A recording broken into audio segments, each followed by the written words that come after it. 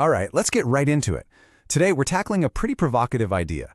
The design education isn't just a little behind the times, it's already obsolete.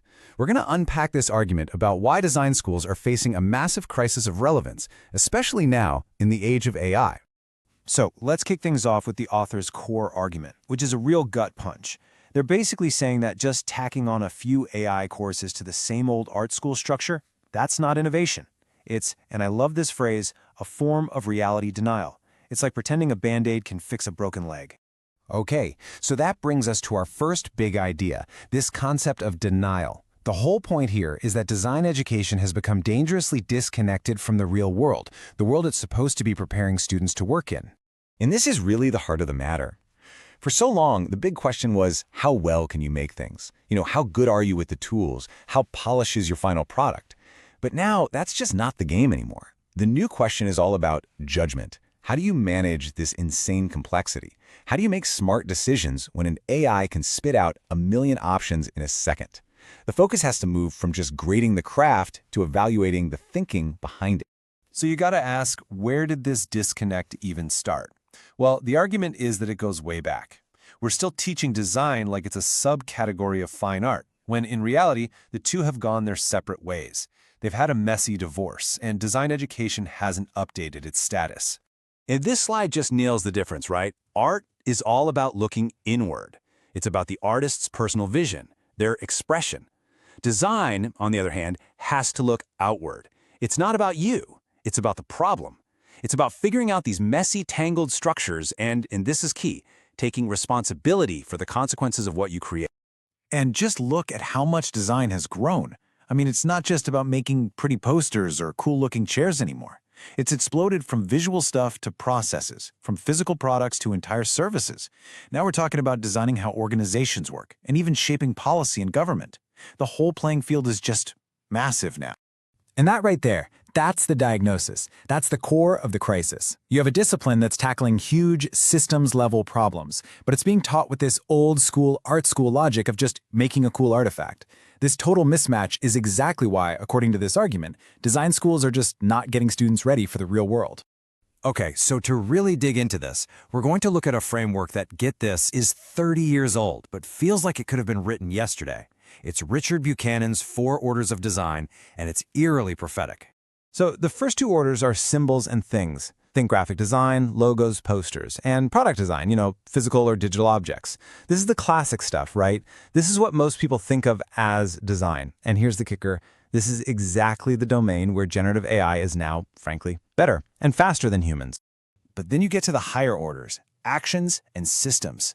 Now we're talking about interaction design, services, user behavior, and then even bigger stuff like organizational design, platforms, policy. This is the messy, human stuff. It requires judgment, it requires ethics, and it absolutely requires responsibility.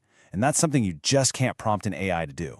And this is the big problem in a nutshell. Most design schools are stuck, absolutely laser-focused on teaching those first 2 orders, symbols and things. Meanwhile, the real world, society, all the big challenges, they're screaming for designers who can handle the 3rd and 4th orders. We're essentially training people for a job description that's already going extinct. So, if the actual work of design has changed so drastically, it only makes sense that how we evaluate designers has to change too. That old-school polished portfolio just doesn't cut it anymore. And this is such a critical point. A beautiful, polished, AI-generated image, it just doesn't prove competence anymore. For decades, that was the currency, right? A slick portfolio showed you had skills. But now, when anyone can type a sentence and get a masterpiece, that signal is completely gone. It's just noise. So the whole evaluation model has to flip. We have to stop obsessing over the final output, the what, and start focusing on the quality of the decisions behind that output. We have to get into the why. And that means the job of an educator or a hiring manager just got a lot harder. You can't just flip through a portfolio. You have to actually assess their reasoning process. You have to ask, what was the direction they chose and why? How valid were the judgments they made when things were uncertain? That's the stuff that really matters now.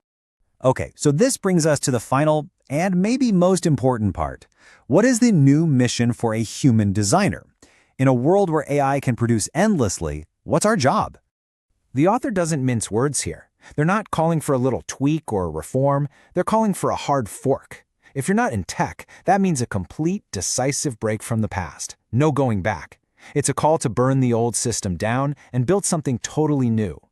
So the value of a designer from now on is going to be all about the questions they ask. And it starts with the most fundamental one of all. What problem are we even trying to solve here? Defining the right problem, that's a strategic move an AI just can't make. Next up is this idea of being a curator, a connector. We're drowning in information and possibilities, right? So the designer's job becomes connecting the right dots and, just as crucially, deciding which dots to ignore. That's a uniquely human skill. And finally, we get to the big one. The question that is 100% human. Who takes responsibility? An AI can create something, sure, but it can't own the outcome. It can't be held accountable for the consequences, good or bad. That's on us. And that responsibility is now at the very heart of what it means to be a designer. And look, the stakes here are incredibly high.